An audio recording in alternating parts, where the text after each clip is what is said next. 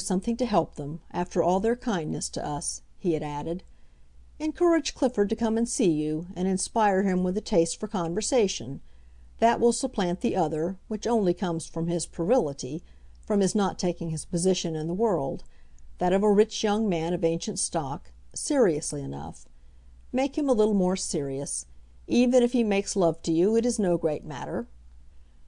"I am to offer myself as a superior form of intoxication?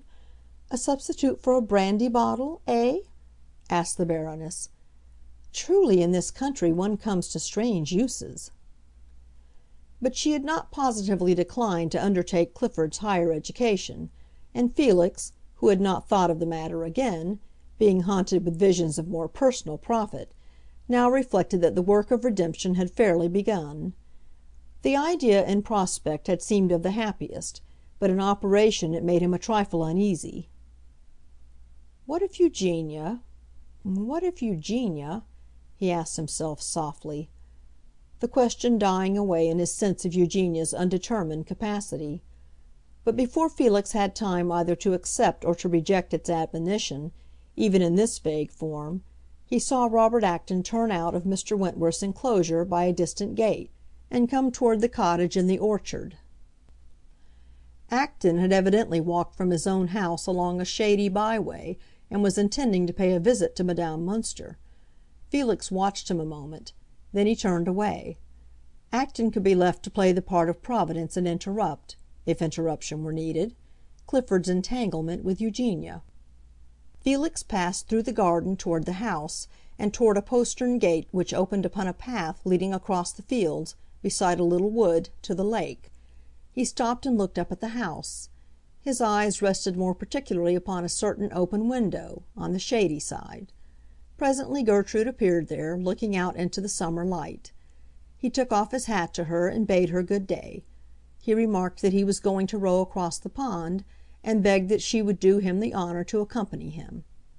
She looked at him a moment; then, without saying anything, she turned away. But she soon reappeared below in one of those quaint and charming Leghorn hats, tied with white satin bows, that were worn at that period. She also carried a green parasol. She went with him to the edge of the lake, where a couple of boats were always moored. They got into one of them, and Felix, with gentle strokes, propelled it to the opposite shore. The day was the perfection of summer weather; the little lake was the color of sunshine. The splash of the oars was the only sound, and they found themselves listening to it. They disembarked, and, by a winding path, ascended the pine-crested mound which overlooked the water, whose white expanse glittered between the trees. The place was delightfully cool, and had the added charm that, in the softly sounding pine boughs, you seemed to hear the coolness as well as feel it. Felix and Gertrude sat down on the rust-colored carpet of pine needles and talked of many things. Felix spoke at last, in the course of talk, of his going away. It was the first time he had alluded to it. "You are going away?" said Gertrude, looking at him. "Some day, when the leaves begin to fall. You know I can't stay forever." Gertrude transferred her eyes to the outer prospect, and then, after a pause, she said, "I shall never see you again." "Why not?" asked Felix. "We shall probably both survive my departure." But Gertrude only repeated, "I shall never see you again. I shall never hear of you," she went on. "I shall know nothing about you. I knew nothing about you before, and it will be the same again." "I knew nothing about you then, unfortunately," said Felix, "but now I shall write to you." "Don't write to me. I shall not answer you," Gertrude declared. "I should of course burn your letters," said Felix. Gertrude looked at him again. "Burn my letters? You sometimes say strange things." "They are not strange in themselves," the young man answered. "They are only strange as said to you. You will come to Europe." "With whom shall I come?" She asked this question simply. She was very much in earnest. Felix was interested in her earnestness. For some moments he hesitated. "You can't tell me that," she pursued. "You can't say that I shall go with my father and my sister. You don't believe that." "I shall keep your letters," said Felix presently, for all answer. "I never write. I don't know how to write."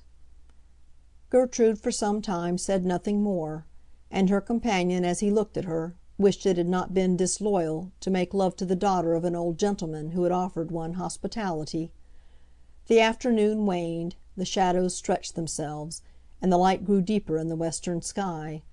Two persons appeared on the opposite side of the lake, coming from the house and crossing the meadow. "It is Charlotte and Mr. Brand," said Gertrude. "They are coming over here." But Charlotte and Mr. Brand only came down to the edge of the water, and stood there looking across. They made no motion to enter the boat that Felix had left at the mooring place. Felix waved his hat to them. It was too far to call. They made no visible response, and they presently turned away and walked along the shore. "Mr. Brand is not demonstrative," said Felix. "He is never demonstrative to me. He sits silent with his chin in his hand, looking at me. Sometimes he looks away. Your father tells me he is so eloquent, and I should like to hear him talk. He looks like such a noble young man. But with me he will never talk. And yet I am so fond of listening to brilliant imagery." "He is very eloquent," said Gertrude, "but he has no brilliant imagery. I have heard him talk a great deal. I knew that when they saw us they would not come over here." "Ah, he is making liqueur, as they say, to your sister? They desire to be alone?" "No," said Gertrude gravely. "They have no such reason as that for being alone." "But why doesn't he make liqueur to Charlotte?" Felix inquired. "She is so pretty, so gentle, so good." Gertrude glanced at him, and then she looked at the distantly seen couple they were discussing. Mr. Brand and Charlotte were walking side by side. They might have been a pair of lovers, and yet they might not. "They think I should not be here," said Gertrude. "With me?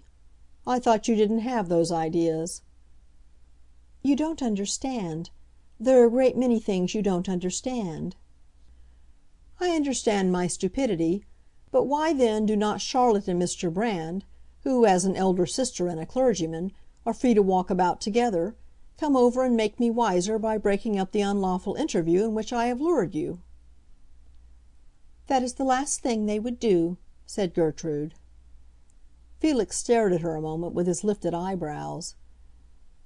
"Je n'y comprends rien!" he exclaimed. Then his eyes followed for a while the retreating figures of this critical pair. "You may say what you please," he declared. "It is evident to me that your sister is not indifferent to her clever companion. It is agreeable to her to be walking there with him. I can see that from here." And in the excitement of observation Felix rose to his feet. Gertrude rose also, but she made no attempt to emulate her companion's discovery. She looked rather in another direction. Felix's words had struck her, but a certain delicacy checked her. "She is certainly not indifferent to Mr. Brand. She has the highest opinion of him." "One can see it—one can see it," said Felix, in a tone of amused contemplation, with his head on one side. Gertrude turned her back to the opposite shore. It was disagreeable to her to look, but she hoped Felix would say something more. "Ah, they have wandered away into the wood," he added. Gertrude turned round again. "She is not in love with him," she said. It seemed her duty to say that. "Then he is in love with her, or if he is not, he ought to be. She is such a perfect little woman of her kind. She reminds me of a pair of old-fashioned silver sugar tongs. You know I am very fond of sugar. And she is very nice with Mr. Brand. I have noticed that. Very gentle and gracious." Gertrude reflected a moment. Then she took a great resolution. "She wants him to marry me," she said. "So of course she is nice." Felix's eyebrows rose higher than ever. "To marry you? Ah, this is interesting. And you think one must be very nice with a man to induce him to do that?" Gertrude had turned a little pale, but she went on. "Mr. Brand wants it himself." Felix folded his arms and stood looking at her. "I see, I see.